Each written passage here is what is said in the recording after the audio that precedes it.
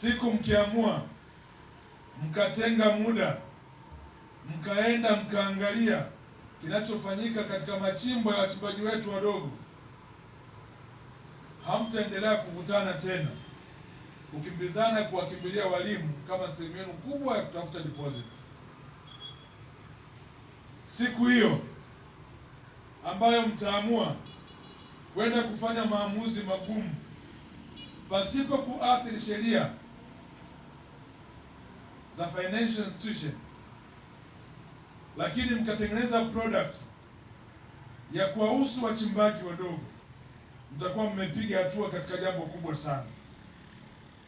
Na yasema haya kwa sababu wachimbaji wetu wadogo, hasa wa dhahabu, biashara yao ni paperless. Wachimbaji hawa wana uwezo wa kupeshana wenyewe mpaka bilioni 2 kwa kuaminiana tu, mpaka bilioni 2 na inarudi.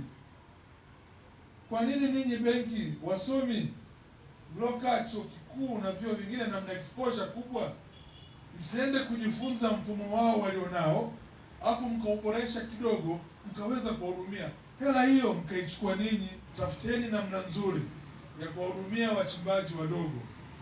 Hawa wachimbaji wadogo kwenye shilingi trilioni 1.2 ambao tunaikusanya kuingiza katika mfuko mkuu wa serikali, wanachangia 40%.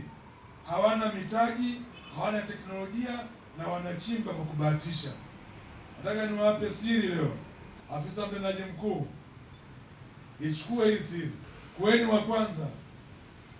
wa kwanza kuwafikia hawa wachimbaji, hamtajuta. Nataka niwaambie, hatua ya kufungua tawi la Geita ni sehemu ya mkakati mpana wa benki yetu wa kupanua huduma zake katika maeneo yenye mchango mkubwa wa kiuchumi nchini. Geita ni mkoa wenye mchango mkubwa sana.